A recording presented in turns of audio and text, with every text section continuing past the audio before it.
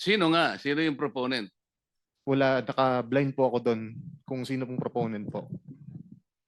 Blind siya kung sino proponent, pero nung nag-testify ka sa House, tahasan sinabi mo, ako at si Senator Joel Villanueva ang pinangalanan mo. At Opo, sinabi mo rito, sabi ni Congressman Ridon, sorry, excuse me, before proceeding, can we state for the record again who is Beng Ramos? Ang sagot mo, she is the staff of Senator Jingo Estrada po. Sagot ni Ridon, staff of Senator Beng Ramos is a staff of Senator Jingo Estrada. Ang sagot mo, yes po, Your Honor. Bukod sa opisina ni Senator Erwin Tulfo, saan po pa kayo nagpunta? Meron pa po akong pinuntahang office. At sabi ko nga po, may mga kaibigan po ako sa Broome na tinext ko na papunta ako ng Senate and I want to see them. Can we flash on the screen yung footage, yung CCTV? Linawin mo yung broom. Ano yung broom? It's the Blue Ribbon Oversight Yes, Office hindi alam- Management, hindi alam Your ng Honor. public. Masusundan na lang natin ito, no? Ano, sa third floor na ba ito? Doon muna sa ground floor. August 19. Yeah. August 19, correct. Sige po, habang tinitingnan nyo, kayo na yung magkakwento kung ano yung flow ng events nung kayo dumalaw dito. Anong Okay, oras? so saan from kayo the pupunta? lobby po, nagsabi po ako na I have a permit to enter the Senate, and then tinanong po yung pangalan ko, hinanap po nila sa computer, and then nung na-confirm po nila, sabi nila, umakyat ka na sa second floor, doon ka mag-register. So pag akyat po, nakikita nyo po, meron pong separate na bag and body scanner where yung mga guest po dapat mag-pass through muna doon. After po noon, pupunta po sa logbook area, ilalag nyo po yung pangalan nyo, yung phone number nyo, taga saan kayo, and kung saang office kayo pupunta. And hitingnan po kami ng ID to verify kung kami po talaga yung nasa list. And that's what I did, Your Honors. Ito po, sa third, yan na yung pumunta kayo sa Broome, di ba? Yes Sige, po. sige, tuloy nyo lang. Yeah, so dahil nga po nakita ko na yung elevator is cramped and dalawa lang po yung para sa mga senators, isa lang po yung sa guests, and natatakot ako na pumasok sa cramped elevator because I don't have my mask, I took the stairs po. And dumaan po ako kay Beng. Inuna ko po muna siya dahil sa totoo lang po, nakiusap po ako sa kanyang mag-prepare or mag-print ng sample proposal na i-attempt ko po sanang i-present kay Senator Erwin. So dumaan po ako doon briefly, nagpicture pa nga po kami, and I texted my other friend sa Broome who was at that time in the session hall to tell her na, hey, nandito na ako. So after po noon, umakyat na ako dahil nagagalit na po sa akin yung staff ni Senator, bakit daw po ang tagal ko. Sandali lang daw po si Senator para explain sa akin kung ano yung gusto niyang gawin. So umakyat na po ako sa office ni Senator Erwin Tulfo. Mr. Chair, may I also add that we'll be submitting a screenshot of the text message between my staff and Ms. Mina Jose. Where was she during that time? Dahil doon po sa text message, sinabi niya dumaan pa sa Broome. At meron din po akong letter sa staff ko asking her bakit dumaan sa Broome. Parang ginamit po yung aming opisina na makapasyal siya sa Broome, wala naman po sa agenda. Hindi rin po niya minensyon na may kilala po siya dito sa Senate, dyan sa Broome, sa Blue Ribbon. So, in other words, Mr. Chair, parang nagamit po yung opisina ko para dumaan po siya sa Broome kung ano man yung kanyang business doon, Mr. Chair. My apologies, Your Honor, if that appeared that way. It was just my intention to see my friend, especially when I heard that Beng is suffering from cancer and I haven't seen her in a long time. So I thought it was an opportunity for me to also visit her. Mr. Chair, the question is, you should have told us na may kaibigan ka under investigation. My staff even asked me, Mr. Chair, if you would remember and you lied. Sinabi namin, baka ikaw sabit ka dito sa flood control. Wala po kami, hindi po kami sabit dyan. Ang mga project ko, 30 million. Do you remember that? You were asked Miss Jose. Yes, Your Honor, because I am of honest belief na wala po talaga kami. You were not bakit nababanggit ang pangalan mo dito ngayon? Eh meron ka palang kinalaman dyan sa mga proyekto sa Bulacan na yan. Why didn't you tell us straight up? And had you told us na meron kang sabit sa mga project sa Bulacan, we wouldn't have let you step in the Senate, Miss Your- Jose. Your Honor, prior to the text message that was shared by Bryce, nagulat po talaga ako dahil wala po kaming pinasukang project. We never joined any bidding. We never Mr. submitted Chair, any documents. hindi nga po Mr. Chair, sinasabi para lumalabas na isa ka sa conduit, isa ka sa mga sabit na nagdala ng pera, something to that effect. Hindi ko naman sinasabi na kasama ka sa proyekto, pero sabit ka sa problema sa flood control. You should have told us. You should have informed my staff na pumunta ka rito na dadaan po muna ako. How hard is that to say? Pakisabi kay Senator, dadaanan ko muna yung kaibigan ko sa Broome na may sakit na cancer. Why didn't you do that, Ms. Jose, Mr. Chair? Your Honor, I don't think Senator Erwin is privy to the conversation with the staff Yes, to yeah. whom I have mentioned before. Senator this- Erwin, please no. I think si Bryce was the one who made that assertion, Yes, Your Honor. implying that WJ / Beng Ramos ay magdadala ng obligation. Can you clarify that? Ano yung obligation na sinasabi mo? Yun po yung yung sa proponent po nung project na ibinigay po ni Boss Henry sa kanya. At yung regarding naman po dun sa pagdadala ng obligasyon, meron po akong follow up na magpapatunay na What exactly did you mean when you said nung ka sa house, yung obligasyon? Ano yung obligation na yon? Pera? pera po. Para kanino? Lagay? Ano yung context ng obligation? Pera po siya para sa proponent. Ano yung sabihin? Lagay para sa proponent? Yung advance po. Opo. Advance yung, para yung sa parang proponent? bayad po para dahil nakuha na yung project na yun. Mrs. Jose?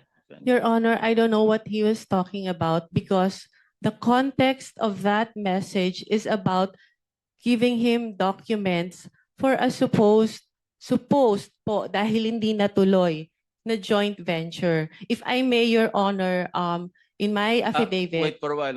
And pag sinabi mong proponent, you were directly linking Senator Jinggoy, hindi ba?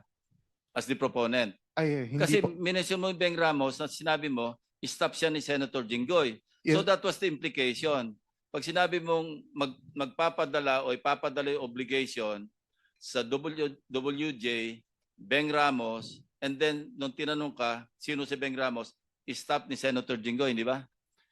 Yes po. So yun ang ini-imply mo na yung obligation na sinasabi mong para sa proponent para kay Senator Jinggoy. Hindi po, Your Honor.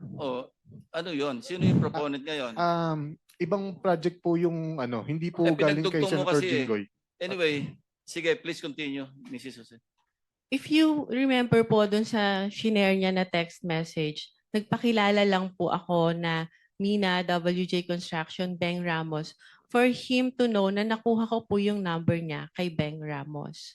And nag-usap po kami, nagpakilala ako as contractor, nagtanong po ako sa kanya kung ano po ba yung, to have an overview kung ano po yung mga projects na meron po sa kanilang district nung sinabi niya po na siya ay taga Bulacan. So nung sinabi niya po, Ito yung thread ninyong dalawa. Sige, tuloy mo lang. yes po. Nung sinabi niya po na mostly flood control, tinanong ko po kung ano po yung category na required nila. Ang sabi niya po, at least small A. Sabi ko po sa kanya, hindi po pala kami pwede because our flood control category is only small B. So baka hindi na po kami tumuloy. And he suggested po na pwede pa rin naman through a joint venture agreement, which is naman po normal na kalakaran sa construction sa DPWH na if you want to participate in a project na hindi ka qualify, you can do a joint venture with a license na qualified po doon. So our agreement was that, but sa kanya po, bibigyan kita, ipapakilala kita dun sa contractor na qualified, but all the expenses, sabi niya, for the processing of the joint license agreement will be for your account. So ako naman po nag-agree, no? And yun po yung conversation namin. Nasabi ko, sige, ipapadeliver ko dyan yung mga document through my staff. And I have to know pa po kung sino yung taong kausap ko. Kaya medyo, ano pa rin po ako medyo cautious pa rin po ako. I want my staff to go there para makilala po siya at kung sino yung contractor na sinasabi niya. Mr. Chair, may Mr. Chair? I interject? Mr. Chair, Yes, Senator with the Marcoleta. permission of Senator. Bryce, nung nag-testify ka sa House, matibay yung salita mo na si Miss, ano pangalan? Mina po. Mina, ay magdadala ng pera sa proponent. At ang binanggit mo sa House, si Senator Jinggoy. Di ba? Sa House. Your Honor, nakalink lang po na ang pakilala kay kay Ma'am Mina and Ma'am Beng is staff po ni Sen Jinggoy, pero hindi po specifically sinabi ko na yung proponent is para po kay Senator Jinggoy. Ayun, malinaw ngayon, ina-attribute mo lang bale kay Senator Jinggoy dahil stop niya si Beng. Tama? Hindi po. Ibang projects po yung sinasabi ko na nakatag po kay Senator Jinggoy. Hindi po yung specifically noong 2022. O iba na Na- naman ang sinasabi mo. Ito munang isa-isa lang. Nag-iiba ka na naman ng na salita. Excuse Sa me, House- with the Senator Marcoleta, with the indulgence of the other members, we are suspending the one follow-up question because of the sensitivity of this issue. Okay. We want to resolve this and get to the bottom of this. So, with your indulgence, baka pwedeng suspend natin yung one follow-up question.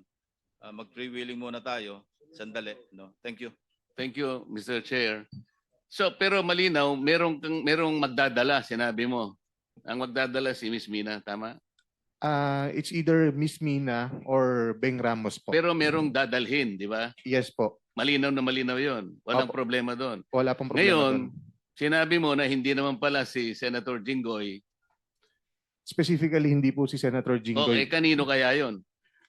Proponent lang po ang sinabi sa akin ni boss. Sino nga? Sino yung proponent? Wala, naka-blind po ako doon kung sino pong proponent po. Blind siya kung sino proponent, pero nung nag-testify ka sa House, tahasan sinabi mo, ako at si Senator Joel Villanueva ang pinangalanan mo. At Opo, sinabi mo rito, sabi ni Congressman Ridon, sorry, excuse me, before proceeding, can we state for the record again who is Beng Ramos? Ang sagot mo, she is the staff of Senator Jingo Estrada po. Sagot ni Ridon, staff of Senator Beng Ramos is a staff of Senator Jingo Estrada. Ang sagot mo, yes po, Your Honor. Hindi ko siya naging staff kahit kailan, simula nung pumasok ako sa Senado noong 2004 up to the present. Hindi ko naging staff si Beng Ramos. How did you come to that conclusion na naging staff ko si Beng Ramos? Your Honor, si Boss Henry po ang nagpakilala sa akin. No. You answer my question directly. How did you come into that conclusion na staff ko si Beng Ramos? Si Boss Henry po nagsabi sa akin na staff niyo daw po si Beng Ramos. Paano malalaman ni Alcantara yan? Mr. Alcantara, can you confirm his statement? Respectful deny, Your Honor. Hindi ko nga po kilala to si pangalan to, Mina. At yung Beng Ramos po, alam ko po, nung nagtatanong nga po ako, sila po magkakilala niya, taga Santa Maria po yan eh. Hindi ko naman po personally kilala po yan eh. So, Every time na lang po, sa akin lagi yung turo niya. magkababayan kayo ni Beng Ramos. Ngayon ko lang din po nalaman, Your Honor. Alright. Meron ka pa sinabi, this was the, sa House this was the time na meron pang project na binigay si Boss Henry Alcantara kay Miss Beng Ramos through Miss Mina of WJ Construction. So, yun po yung ginamit na license or contractor at nandyan po yung pag-uusap kung kailan pa po magdi-deliver ng obligasyon dahil kailangan po ni Boss Henry. Okay? Oh. Ano ibig sabihin niya?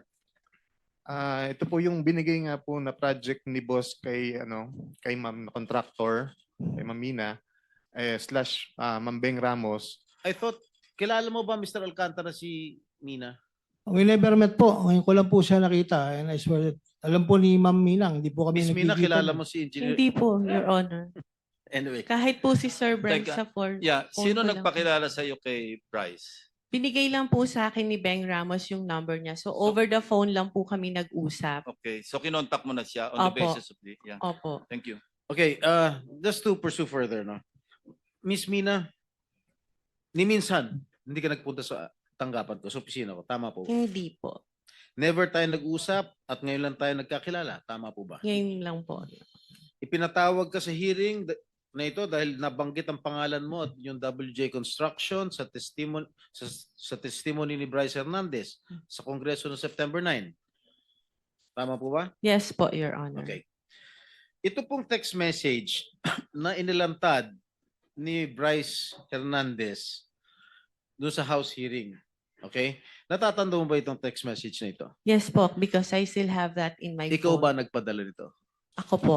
Ikaw? Ako po. Bakit Beng Ramos ang nakalagay doon? Pinanood ko nga po yung hearing ng congressional and it appeared po na to Bryce, ang ka-text niya po ay si Beng Ramos. So, bakit Beng Ramos ang nakalagay rito? Kasi po ang pakilala ni boss sa akin is Beng Ramos is staff niyo po, hindi naman po si Ma'am Mina. Si Beng Kaya- Ramos ang staff ko? Opo, yun po ang sabi niya sa akin. Sabi nino? Ni Boss Henry ko po. Paano niya malalaman? Hindi naman kami nag-uusap niya. Paano niya malalaman staff ko si Beng Ramos? How will he know? Hindi ko rin po alam. Yun lang po ang sinabi sa akin ni Boss Henry. Kaya po Alam mo, nagkaroon po kami ng connect ni Alam mo, Ma'am Beng Ramos tsaka si alam mo, Ma'am Mr. Mina. Bryce, masyado ka na nagsisinungaling eh. Anyway, so, ang pagkakaalam mo, sino nag-text sa'yo nito? Si Miss Mina o si Beng? Ayan po. Nakalagay po pala yung akala ko po, si Ma'am Beng Ramos. Pero si pala, Ma'am Mina ng WG Construction po. Okay. Ito, nangyari to December 10, 2022. Just for the record. Tama po ba? Opo, Your Honor. Sabado itong, namin, Sabado to, December 10, 2022. Kaupo lang namin mga bagong senador nun. Okay? Senator So- Jinggoy, Yes. with the, Yes, please. Mr. Chair, Go ahead, please. interjection lang, Mr. Senator Jinggoy, kung baka pwedeng to give clarity, saan yung Beng Ramos na yan? Paupuin natin dito. Mr. Chair. Yes. I have conferred already, if I may, I have conferred with the chairman of the Senate Blue Ribbon due to humanitarian reasons because she is suffering from stage 4 cancer. So, kawawa naman. We decided against inviting her because she's undergoing chemotherapy. Well noted, Mr. Chair. Thank you. Sorry, I don't know about that information. Thank you. But sana, para maklaro ito. But thank you, Mr. Chair. Okay. Yeah. Okay, sa message mo nung December 11, which Excuse Fell me, on a Senator Sunday. Jinggoy. yes. Nagpaalam po sa chairman, si DPWH Secretary Vince Dizon at saka si AMLC Executive Director Matthew David kasi may mga importante silang lakad. Kaya sinabi ko kanina, before 12, papakawalan na natin sila. So,